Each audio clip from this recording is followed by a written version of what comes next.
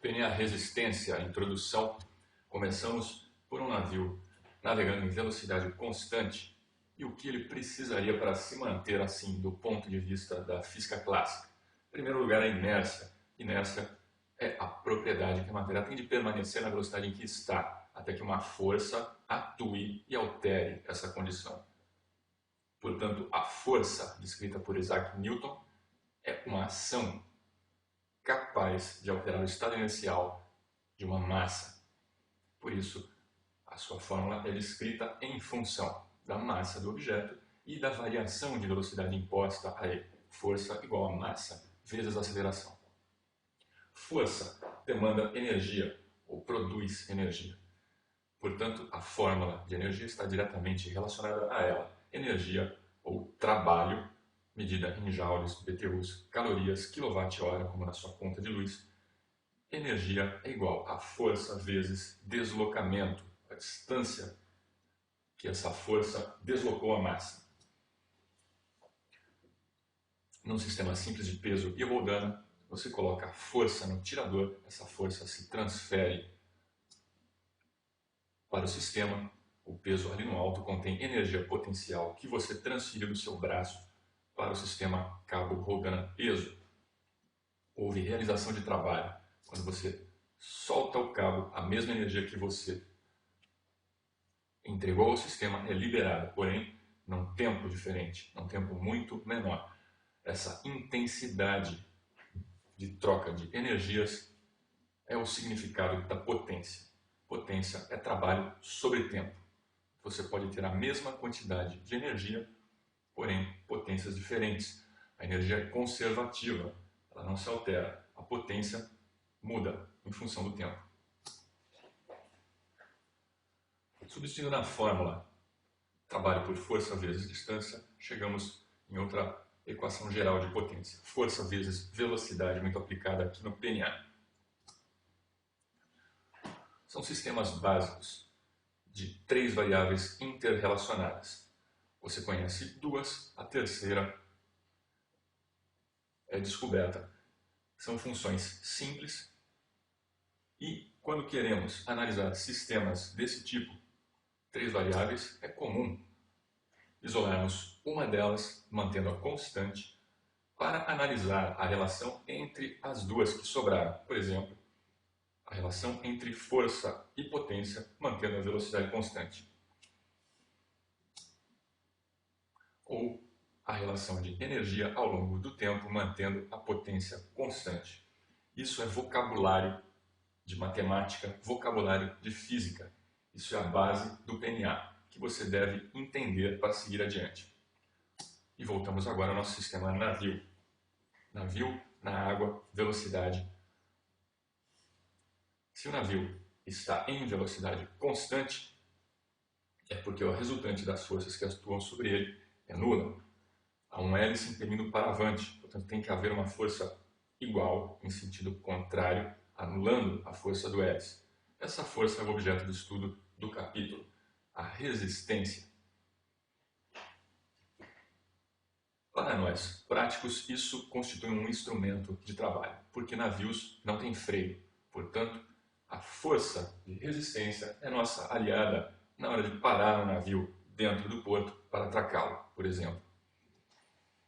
A resistência tem origem em fenômenos que a ciência compreende muito bem. No entanto, cada um desses fenômenos interage de forma complexa, tornando o sistema difícil de ser modelado matematicamente. Felizmente, existe uma ferramenta chamada análise dimensional que permite lidar com um problema desse tipo. A análise dimensional nada mais é que utilizar o conhecimento parcial do problema quando os detalhes são muito obscuros para serem analisados todos juntos. Assim, a ciência dividiu a resistência em partes. Partes que convencionou se chamar de friccional, residual e a resistência do ar. Por enquanto, vamos esquecer a resistência do ar e nos concentrar nos aspectos hidrodinâmicos, ou dentro da água, a friccional e a residual. A residual é dividida em resistência de ondas e a resistência dos eddies. Eddies são rodamuinhos.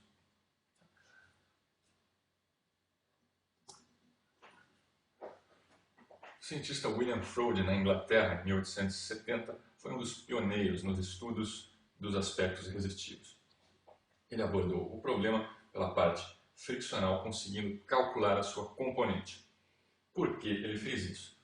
Calcular a componente friccional é fácil e muito útil. Ele observou que essa componente mantinha uma relação constante ou quase constante com a área da carena em contato, com a água.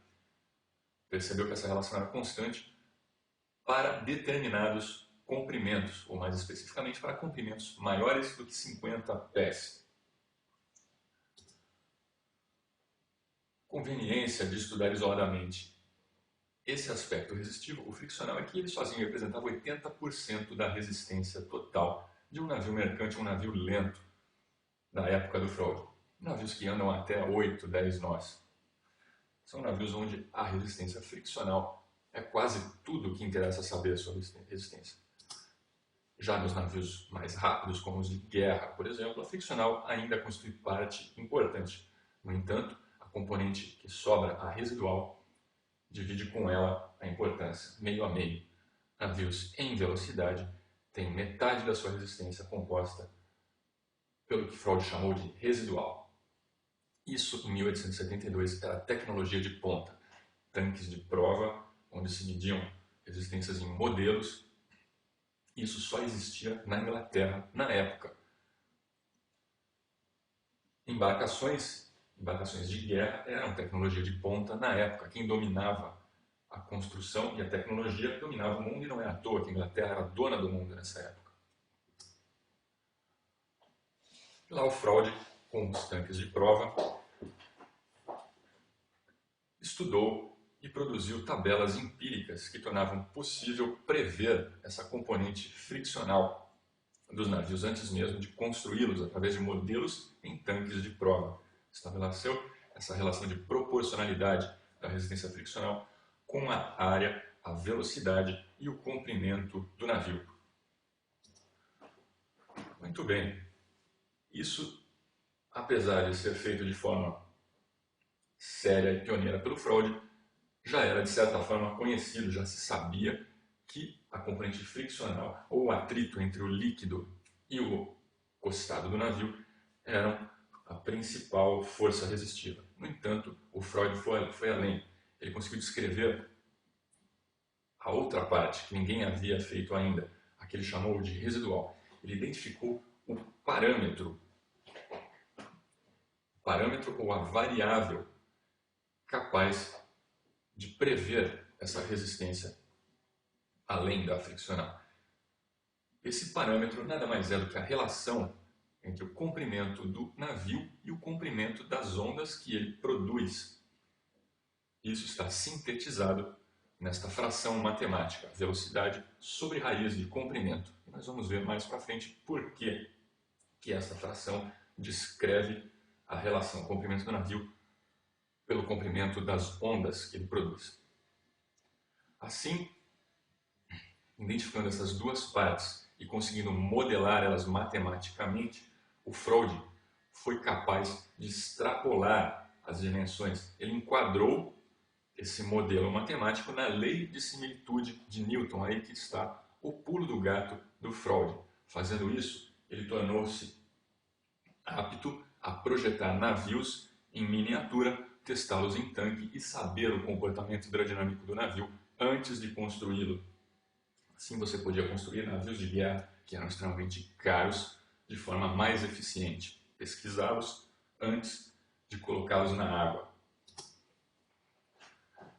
A lei da similitude, ou a teoria da similitude de Newton, propõe a hipótese da existência de relações funcionais entre parâmetros adimensionais, descrevendo um sistema físico. Basicamente, a lei descreve três aspectos de semelhança entre dois sistemas físicos: a similitude geométrica, a cinemática e a dinâmica. E ela diz que um sistema que tem identidade em dois desses vai automaticamente ter similitude no terceiro, ou seja, um sistema